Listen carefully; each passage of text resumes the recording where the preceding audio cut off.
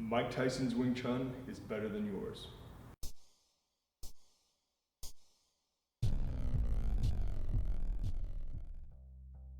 What's going on, guys?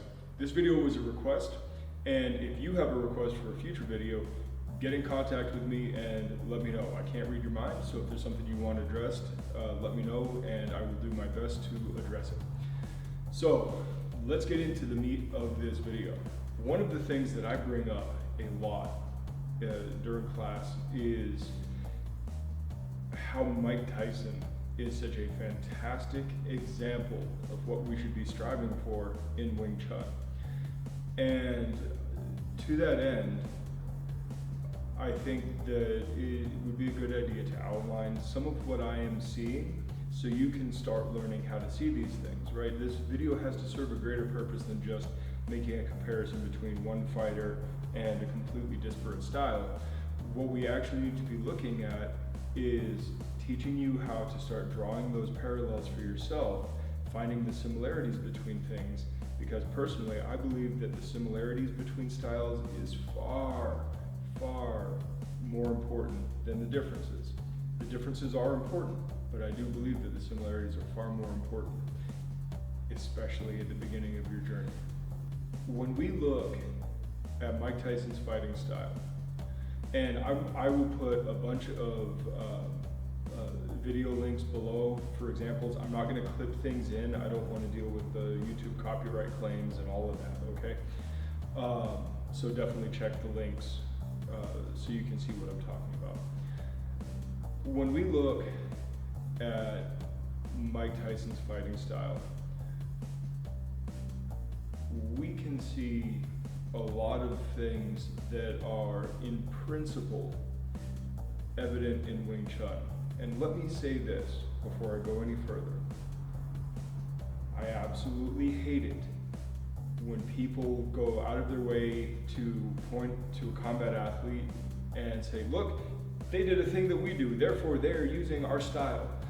No, that's not how that works.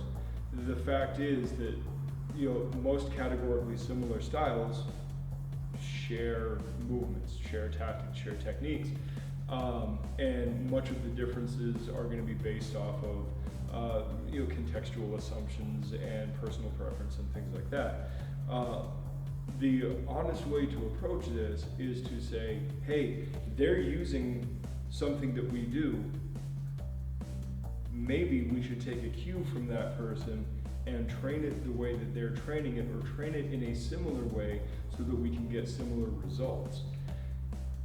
Because the simple fact of the matter is, if you see somebody using something live and it's working, you probably want to at least take a cue from that as a step in the right direction to get what you want out of it. General rule, right? If something is working, it's not wrong. And if something is working, then you should probably try to see why it works. So let's start from the ground up. Let's start with Tyson's stance and guard. Now, the guard, his peekaboo guard that he learned from Cuss, that is not something that you see in Wing Chun. However, this is interesting. What that guard is doing is, one, it's allowing him to stay fairly square, which we'll get to in a moment. But two, it's keeping his center line relatively covered. It is keeping his targets covered. Keeping his targets covered does something very important. And this is the same thing that we're striving to do in Wing Chun. When you look at Chi Sao, you look at our Zhang Sao position, why are we keeping the center line covered? Well, it turns out lateral movement is way easier to read and is, especially for our peripheral vision, and way easier to respond to. And so when you cover up your center and you force your opponent to move laterally, you can actually pick up on their movements. Not only are you making them have to move in a larger line, but you are also giving yourself an edge on being able to predict where they're going, right? If you've closed one door, they either have to go left or right. They can't phase behind you. They're not teleporters, they're not speedsters, so you've got a good chance of being able to cut down the options. So this is a very, very powerful thing. So yeah, as a Wing Chun person, you don't have to adopt, this peekaboo kind of guard. That's not what I'm saying. But the principle there of covering the center line and keeping that door closed forces your opponent to move, and move in somewhat maybe predictable ways, which is really, really helpful. Now the other side, like I said, he had a very square stance, and he was a relatively flat-footed fighter, right? So anytime somebody tells you, oh, you shouldn't be flat-footed, you shouldn't be flat-footed, no, you just have to train to be flat-footed well. And really what we're saying by flat-footed, it's not like Tyson never raised his heels. That's not what we're saying, and certainly not what we're saying in Wing Chun either. It's the idea is being more rooted, being more grounded, keeping your movements small and short. But this is also important when you're an in-fighter. When you are a close-range fighter, you want to be holding center. You don't need to be running around as much because you want to make the other person spend more energy and make the bigger movements. So consider that having a wider, squarer stance that's more rooted is going to give you a lot of power. It's one of the things that we do know.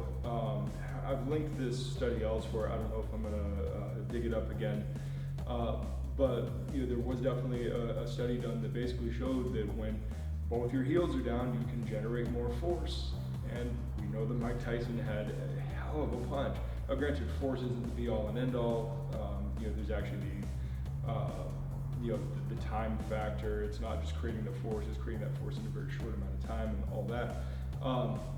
But even so, there's a lot of really good stuff there. And so if you're an in-fighter, and if you are trying to hold center and make the other guy run around you looking for a door to sneak in, having a nicely rooted stance and having something that is strong and powerful as a base to be able to generate power from is a fantastic idea. So, whether you're in, Mike Tyson's peekaboo stance, or, you're in more traditional Wing Chun style stance, the principle of it is the same. You're looking to be rooted, grounded, holding center, and making the other guy chase you around. Now from there, let's talk about Tyson's movement. So, I'm talking about him being rooted and all that, but then on the other side of it, this guy got hit so rarely, at least while Cuss was still alive, before things kind of started falling apart. He got hit so rarely because his head movement and his footwork was absolutely incredible. And his ability to shuffle back and forth is astounding. And so much of the head movement thing is being able to read the timing on it, and it comes with practice. I mean, you can say some people have a knack for things, but a lot of it just comes with a ton of practice. And by all records, he was a very obsessive, practicer. But on top of that, right, when we look at the way that Tyson moved a lot, we're talking a lot of weight shifting, and he wasn't afraid to change his stance. He would switch his stance when necessary when he was moving. So one of the several of the great clips around show that when he's moving, and you can see this in his fights, when he's moving, not only is he shifting his weight from side to side, moving his head and bobbing and weaving, but every time he loads and changes, there's this whole kind of hip drive, leg drive thing going with it. And this is one of the major things that we talk about in Wing Chun. We talk about push stepping, and we talk about using the legs, we talk about using the hips. I mean, when we teach Chun Q, you're not just swinging your butt around, you're literally driving and screwing that leg into the ground, right? And as you do this, right, then you move on to the dummy and you learn how to step, and you move and you change angles. These are all very, very important things, and even though the shapes are aesthetically different, in principle these are the same concepts. Learning how to shift and load your weight and move to the next step. That is a very, very, very important concept. And if if you watch Mike Tyson, the way that he, goes from a rooted stance with a weight shift into the next position is absolutely incredible. And the speed at which he could shuffle, shuffle stepping being like when your feet are not passing each other, but you're kind of maintaining your stance. When he was shuffling, man, he was doing so at incredible speeds. And yes, a lot of your speed, your ability to explode is somewhat genetic. Explosiveness seems to be one of the lesser trainable things. But the ability that he had to move very quickly in these stances was absolutely incredible. And therefore, this lazy, Chum Q practice. By the way, don't pull step in Chum Q, push step. Okay? This is crap. That's not going to get you anywhere. That's not going to be particularly helpful, and it actually doesn't help you stay grounded, right? Get in there and drive, right? When we talk about bubo, the piercing step, the penetrating step, that is exactly what Tyson is doing, right? And then we talk about Sipma, the 3-point stance or 3-point step, whatever, that we do on the dummy. And same thing, right? We're using a lot of this concept of this power generation of driving and piercing and penetrating and staying inside that range. Very powerful thing. Now on the other side of it, now this is cool, right? Again, Tyson didn't always hold center. Sometimes he had to chase guys down. Well, this is where our Vic Ma or Vic Bo stepping comes in, right? And we talked about this in section 3 of Chum Q. The concept of Vic is to pressure somebody, right? And it's not pressure like squeezing, it's pressure like give me your lunch money kind of pressure, right? It's that kind of aggressive, forcing somebody into patterns the way that's going to work out for you kind of deal. And in fighting, that's incredibly important. So when you look at the way that Tyson would chase people down, he wasn't just like going in a straight line and putting the boots to him. He was literally like cutting people off and forcing people into patterns that were more predictable for them, that would make them make a mistake, right? If you can get somebody moving backwards, we don't move backwards near as well as we move forward.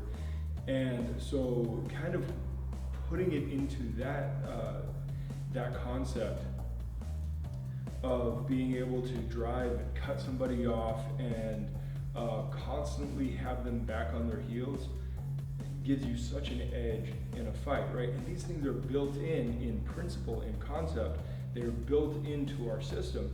Again, even if the aesthetics are different. Now let's talk about Tyson's handwork. The way that Tyson threw punches. Now, on the one side, I like to jokingly say Tyson only had one punch. He had a hook punch. When he threw an uppercut, he tilted his whole body and threw a hook punch from a turn. When he threw a straight, everything was still like a hook that he was just extending out. Now, to some degree, that is actually kind of true, and that keeps things simple in your brain. You just throw a punch, you no longer have to sit there and go through a Rolodex of different techniques. But on the other side of that, techniques are different, and sometimes things are more appropriate than others, and you just have to find your own shortcuts and what's the word? Algorithms for it. But more than that, one of the things that we can talk about, and I mentioned this before, Tyson was an infighter, right? Which means a lot of hooks and a lot of uppercuts. Now we have hooks and uppercuts in Wing Chun, right? In Chum Q, we have the hook punch there. In BUG, we have, uppercut. In BUG, we have the hook punch, which we do low. But then Wing Chun not being built for ring sport, and especially with limited striking in mind, we often would prefer to throw elbows just because elbows tend to do a little more damage. And the range for a hook and an elbow is about the same. So, you make what you will of that, but the idea, the concept of it is really that your handwork has to be able to fit within that close range. You're not going to be spending a lot of time reaching. You're not going to be spending a lot of time doing a lot of long range stuff. In fact, some of these people who practice a ton of long bridge Wing Chun, I feel are kind of missing the point of the system. It definitely seems more suited towards close range combat, and close range fighting requires a lot more bent arm stuff and a lot more body work, and this is really what I want to get to it. When you look at the way that Tyson did his striking, everything was from the legs and the hips, and the arms just kind of followed on it, right? So even like when he was slightly out of range, he would do these damn near leaping straight punches, and of course, right, pushed up straight punch. It's a very Wing Chun concept. It's built into our system, so you can take that cue and use that. But more so, right, when he was throwing his hooks and uppercuts, everything was coming from the body. Now, yeah, you see him kind of doing these kind of turn and lean things, and a lot of that is just because he was doing that off of a response to somebody else's strike, or at least a perception that somebody was going to strike, so get offline and then come back. And we generally don't like to talk about breaking structure like that. We don't generally recommend that you lean prior to striking or during a strike. But the principle there that we're talking about is getting that body drive, especially the leg and hip drive behind your strikes, because without those things, arm flailing just doesn't do a good job. But you know what? We do actually have a bit of a justification for those leans that Tyson does, and this is pretty cool. When we do BUG, at the very end, the Wu Tao section, we cast down, we cover, and we come back up. What is the principle there? Different people have different ideas. Some people have said, oh, you're just in a position of disadvantage, so you are covering yourself as you stand up, and that is a perfectly valid application. But are we really practicing covering mistakes in forms? Surely that can be an application, but is that really what we're looking at? I don't know that it is.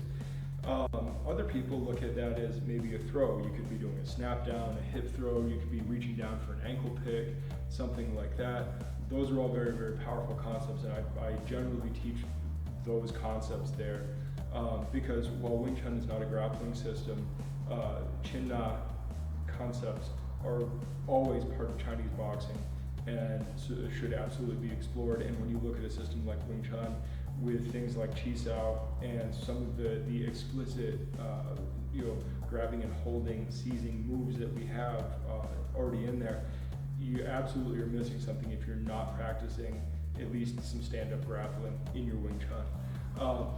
But putting that aside for the moment,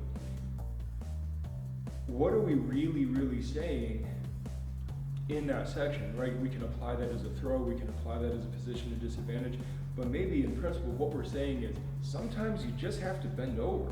Sometimes your technique calls for you to break at the waist rather than keeping a perfectly stacked structure, and if you do that, make sure that you're covering as you're standing up so that you're not standing up blind, the same way we don't generally turn around blind. Anytime we do positional turns in the forms, we always do so with handwork in the way, or in a couple of cases, footwork in the way. But the idea being that you don't want to turn blind. Same thing, you don't want to stand up blind. You want to have some coverage because your blind spot has been magnified by quite a bit. But even so, right? Sometimes you're just going to have to move out of the way, and it is what it is. This, by the way, is also a great excuse, a great justification for you to be practicing bobbing and weaving. Now, I do not recommend that you practice bobbing and weaving in the modern boxing style where from your stance you tend to just lean over at the waist. I understand that that's faster and that it consumes less energy, and by the rules of the sport of boxing, basically you can't get struck when you're hanging out below the belt line, because that below the belt line rule is actually pretty ironclad. But Tyson didn't bob and weave by leaning over like that, at least not most of the time. It was a hell of a lot more lead work in there.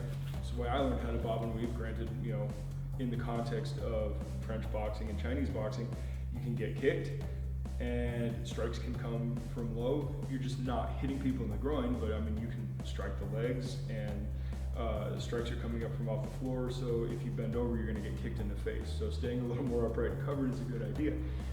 But the overall concept there, again, right, changing levels, we see that in the pole form, bending, we see in BUG. We have these as justifications within our system that you can kind of clunk these pieces together and you're still doing Wing Chun because you are following the principles of what we learn in Wing Chun. No style is about an aesthetic, maybe Wushu is, but you know, styles aren't about this aesthetic thing, right? It's not about looking a certain way. Martial arts are not gymnastics. It is about being able to be fit for purpose, to serve a function. And even though styles have a certain ethos based on these assumptions of combat and assumptions of context and just general principles, the preferences and guidelines set by our forefathers, does not mean at all that you are stuck to a very specific aesthetic way of doing things. That is extremely limiting, and I do not recommend that at all. So, you know, keep in mind, Wing Chun is a living system. You know, people talk about traditional martial arts. Tradition's a prison. You know, it might be traditional in the sense that it was passed down, but that doesn't mean that it has to absolutely stay the same. In fact, we know it hasn't stayed the same. You know, Ip Man changed it from what he learned, and all of his students changed it. We know none of them do anything similar or the same, and they all bicker amongst each other of who's doing it right and who's better and who has the real stuff. Wing Chun is not this static one thing based on aesthetics. It's just not. And so you need to be able to look at the underlying principles, like those undercurrents of what's actually going on and what is making things functional and making things work, as opposed to how something looks, right? And you know, I am not a 5'3", 120-pound Chinese man. I cannot look the way that Ip Man looked if I tried anyway, right? So it always has to be custom built for you, by you, towards, you know, the way you problem solve and the way that you understand things. And of course that evolves over time, right? All of these systems are living systems, and they need to be allowed to breathe. They need to be allowed to evolve. So when we look at things like analyzing Mike Tyson, what we can really, really see are these undercurrents that make us the same. And that, I think, is so much more powerful than looking at the obvious differences, right? Things are going to change from context to context and person to person anyway. You just can't base things off of that. You have to look at what makes things go, right? What's the fuel, what's the structure, and how does it work? All right, I think I've rambled on enough. Again, please check the links that accompany this video so you can see some of the examples that I was talking about. And well, I'll talk to you next time. Good journey. Thanks for watching. Like and subscribe. In the links down below, you can find our social media, and I encourage you to follow us there. Take a look at our blog, where we have articles that go into depth that we just can't do in our video productions. And on top of that, go to our Amazon store, pick out a shirt that you like, and every little bit helps. If you're ever in the Phoenix area, look us up. Come in for a class, come in for open mat, whatever. Love to see you down here. You can find all our contact info on the website. Talk to you guys in the next one. Good journey.